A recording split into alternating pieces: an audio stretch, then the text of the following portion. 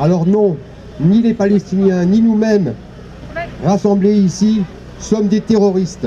Cette campagne qui s'appuie sur les crimes de guerre du Hamas est conduite exclusivement pour accepter les crimes de guerre d'Israël. C'est inadmissible, car elle étouffe les cris des victimes et les voix de la paix. Et aujourd'hui, alors que le peuple de Gaza est sous les bombes, alors qu'il y a plus de 1400 enfants qui ont été pulvérisés, alors que les survivants sont affamés, assoiffés, on nous demande encore de condamner sans que eux ne condamnent les crimes israéliens. Jusqu'à quand ce deux poids, deux mesures? Ce n'est pas un conflit de religion, ce n'est pas un conflit de culture, c'est un conflit colonial, comme nous en avons connu de nombreux. Le pays dans lequel nous vivons, la France, a un passé colonial que nous avons combattu pendant plus d'une centaine d'années. Dans le Maroc, au Rif, en Indochine, en Algérie, aussi contre l'apartheid en Afrique du Sud.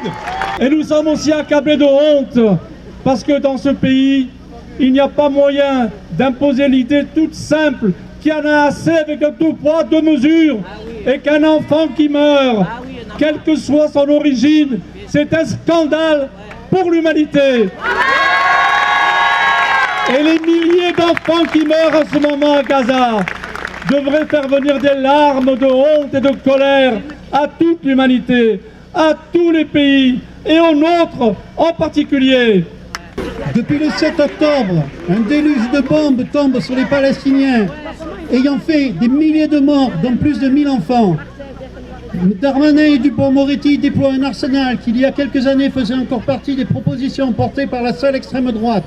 Nous allons tous ensemble, de manière unitaire, nous battre pour la libération du peuple palestinien.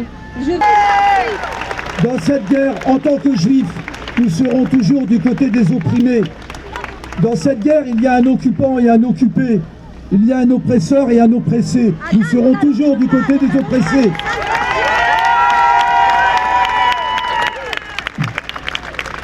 Quand on vous dit le terrorisme du Hamas, les gens qui vous disent ça, est-ce qu'il y en a un qui vous interroge sur le terrorisme de l'État d'Israël, un terrorisme d'État? Un terrorisme qui existe depuis des décennies. Il y a 75 ans, de façon préméditée, le peuple palestinien a été expulsé de son pays. Il y a eu une résolution internationale 194 pour que les réfugiés rentrent chez eux. Qu'ont fait les dirigeants israéliens? Ils se sont assis sur cette résolution. Ils ont dit que les réfugiés ne rentreraient pas. Ils ont détruit plus de 500 villages. Ils ont effacé les traces de la Palestine. Aujourd'hui, il faut qu'une voix s'élève, une voix unique pour porter une parole de paix et dire qu'elle est possible. Nous avons la responsabilité de dire et d'agir pour que les armes se taisent. Des actes peuvent être pris pour que la paix s'installe en Palestine et que plus jamais ni un Palestinien ni un Israélien ne paye le prix de la colonisation.